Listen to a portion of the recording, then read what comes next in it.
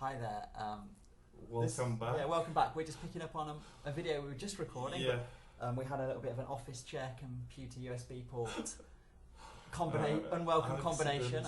I knocked the camera out. So Tassos was just talking through these fit indices, and we were at the log likelihood output. Yeah. So go for it. So we're discussing the log likelihood output, and I was saying that most of these indices, including the log likelihood and the Akaike and Bayesian criteria, these are fit indices that you use to test across different models. So you use to compare between different models. The log likelihood is comparative to the chi-square we've seen before, and it shows us the likelihood that our model is significant or insignificant. Again, because in our case our model comes up as significant, our log likelihood is a bit higher than the unrestricted model. So if the unrestricted model if our model was insignificant, that tendency would have been reversed. The Akaike and the Bayesian, these are both information criteria. It essentially gives you an estimation of the amount of information that is explained by the model. And you can't use these things by themselves. You can only use them to compare across different models and see whether there are better models. Ideally, the better the model it is, the higher the Akaike and Bayesian criteria will be. So like if we rerun this model and added a covariance between two manifests, we would expect that there'd be a different AIC. And that's how we could use it to compare two models. And now we come to the original fit indice, the root mean square error of approximation. This is essentially very close to an R-square in a simple regression. It approximates the idea of an R-square because the R-square is again a root mean square error. And here we get the following thing. So first of all, our RMSEA for our current model is kind of high. So it's 0.12 or 0.13. Ideally, you want the RMSEA to be between 0.05 and 0.1 or 0.10. Depending on the model and depending on the area and depending on the journal, depending on a lot of different factors, some colleagues might accept higher prices in the RMSEA. I've seen some models that go up to 0.15 or 0.2 depending on what it is that you're running. The confidence interval is quite important. In our case, it shows us that this 0.13 is approximately in the middle, so it could be less than 0.1, so it's okay as such. And the p-value, again, here the p-value of the RMSEA, we want the p-value to be significant. So in our case, it's less than 0.5, which makes it significant, so we want it to be significant. With the root mean square error of approximation, we do tend to check the standardized root mean square residuals, or the SRMR index. Again, this is an index that takes a variety of prices or a variety of values, but we want it to be less than 1, hopefully. Less than 1, 1, 1. Less than 1, 1. 1. Yes, no, definitely less than 1, 1. In terms of the boundaries, it has a bit larger boundaries than the RMSEA. So it will go again from 0.05 to 0.1020. You can accept those prices as, but again, these are rules of thumb. These are not statistically cut-off points as such. You get a few more information about the model here. And now we come to take a look at our latent variables. and our estimates, the standard errors, the p-values, the z-values, and the standardized values. So first a look at the estimates. These estimates I assume are unstandardized, and the important thing is to note that in each latent variable we have one of the manifest or observed variables that we have constrained the estimate to be equal to 1. We do that to ensure that the latent variable has the same scale of measurement as the items, as the manifest variables as such. You get a standard error with every path estimate. You get the z value of the path estimate. Obviously you want all of your estimates to be significant here, as is the case in our model. And then you get, this is the first level of standardization, and this is a completely standardized solution.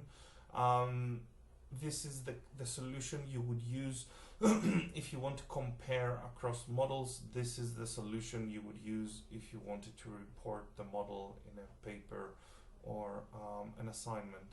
And so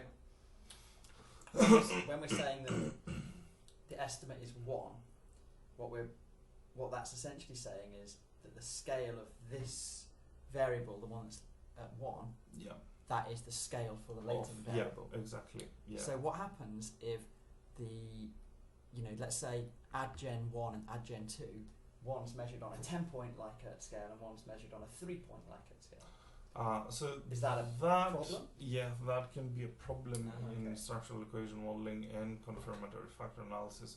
Ideally, you want your manifest variables to be measured on the same scale. And let's say, would it be a problem though if it was add gen 1 as a set of manifest items on a on a survey, so add gen 1, 2 and 3 were all on a 10-point Likert scale, but add image 2 and 3 and 4 and so on, they were all on a different scale. Right, so that wouldn't be a problem. So you can have latent variables with different scales. So if in this latent variable all of these items had the same scale, and let's assume that it was a 1 to 10 scale, and in this latent variable all of the manifest item variables had the same scale, which was, let's say, a 5-point scale, it wouldn't be a problem to have a different scale of measurement for this latent and that latent.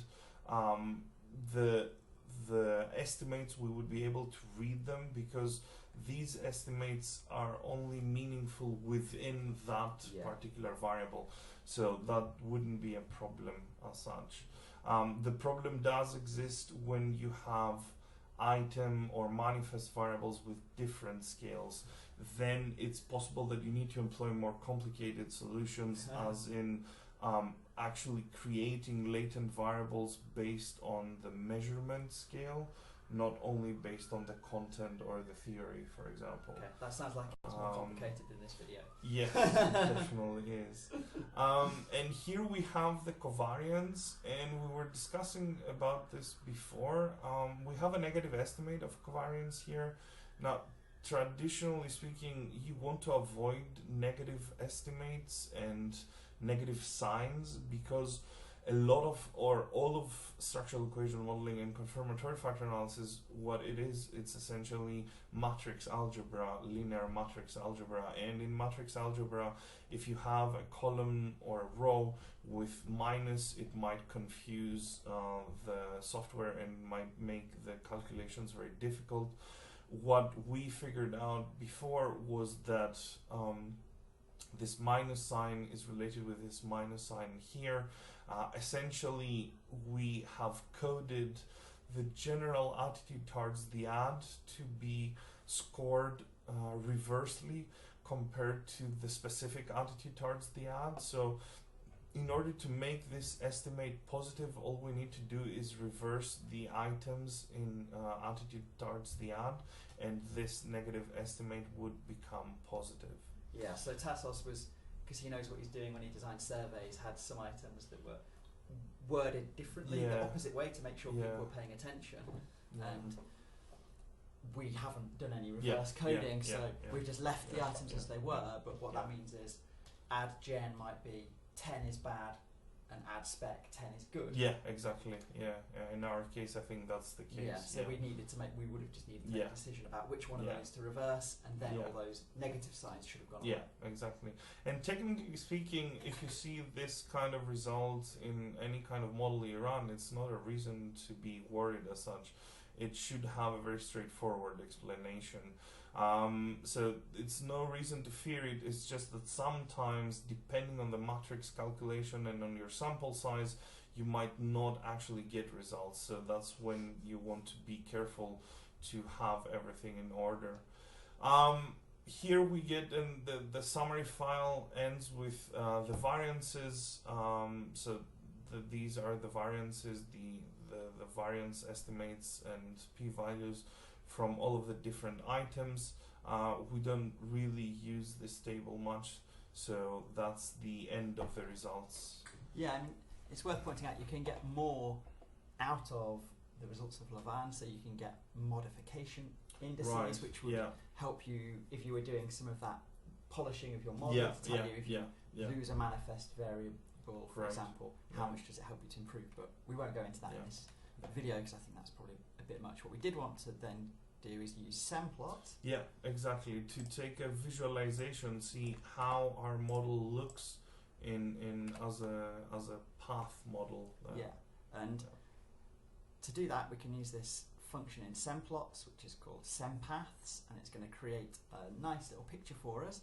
We need to tell it what the data is going to be, and in our case, it's the object fit that we've already created. Okay. But again, I think if we'd called it Tassos or Robert, it would still work, but fit, I know, definitely works. We have to tell it what we're looking for, and in this case, we're going to be looking for paths between the latent and manifest, and between the latents. And the labels, we can either have parameters, we can have the standardized coefficients. Okay, that's good, that's great. And to do the standardized coefficients, I think we do this. Let's do it, and we launch it. It should create our picture. Amazing, We can save this object as a PDF, other stuff. Again, that's probably outside what we want to do in this video. But this is what you can get, and this is the kind of thing you might have seen in a journal article or a research study. And I think it's interesting to note here the item that has the dotted line or the split line is the one we have fixed to be at 1, to be the estimate 1, to make sure that the scale is the same between the latent and the manifest variables. Yeah, and I'll just close this quickly so we can just check something, right? So let's take add gen 1. When we look at the standardized ball, it's 0.89. If we then look at our, actually, will that be, that will be still standardized. We look at our image, it's 0.89. So it's the same. There's nothing in this, there's not really anything in this image which isn't already in the table, but it's a much more visual artifact you can interpret. And to be fair, in every paper that you read, you will see a path diagram. You need to be able to visualize that, otherwise relationships might be too difficult to visualize in your own mind as such. Yeah, and we can go back to the original slide that Tassos drew for us, and we've got add gen loading onto these 3 items, add spec with these 7, and this covariance between add gen and add spec. And then let's look, we've got add gen with 3 items, add spec with 1, 2, 3, 4, 5, 6, 7 items, and the covariance.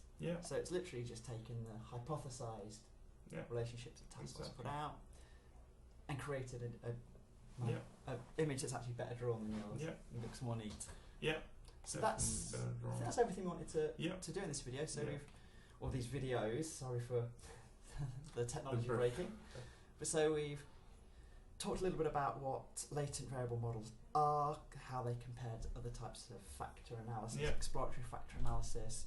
We've used R to load lavaan and semPlot, and then we've used lavaan to do a CFA, a confirmatory factor analysis, and visualize the results with semPlot. And really, this is the basis of how to do latent variable modeling. It gets more complicated, and Tassos knows way more about it than I do, but it can get as complicated as you want it to be. But this is the basis of it. Would it be possible, Tassos, let's ask this question. Would it be possible for, say, a master's student to do a dissertation with what we've shown them? Well, yes, but they would have to put in their own work as well. Of course, Tassos. Well, I don't but know. what I mean is, you know, if a student... all the MSc students out there understand they need to put in work, so I need to clarify that. So, you know, if you've theoretically derived a model, you've robustly justified the manifest variables or the items in your survey, you've gone and got your data, this may well be enough. No, I mean, what we've shown here, if you have created a theoretical model, you can definitely test it, and you can definitely write your dissertation part with this. And if the model fits well to the data, that's good enough. So, and if it doesn't, that's when you've then got to do even more of your own work. Yes, that's figure true. some stuff out. Cool. Hopefully that's useful to you, and hopefully it's not gone on for too long.